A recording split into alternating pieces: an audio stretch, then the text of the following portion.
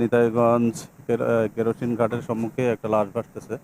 তো এই সংবাদের ভিত্তিতে আমি সঙ্গে ফোর্সসহ ঘটনাস্থলে আসি। এসে দেখি নদীতে কচুরিপানার ভিতরে একটা লাশ, আহ, যার উচ্চতা অনুমান 5 ফিট 5 ইঞ্চি হবে।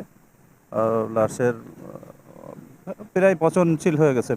লাশের বিভিন্ন জায়গায় হাত পা সহ, মুখ সহ বিভিন্ন জায়গায় পচন ধরে গেছে। তো এখন পর্যন্ত আমরা লাশটা তুলেছি, সুরতহাল রিপোর্ট প্রস্তুত করেছি। তার শরীরে কোথাও দৃশ্যমান আঘাতের চিহ্ন আমরা দেখতে পাই নাই। তো মর্গে প্রেরণ করতেছি এখন। ময়নাতদন্ত শেষে আমরা জানতে পারবো যে আসলে তার মৃত্যুটা কিভাবে হয়েছে।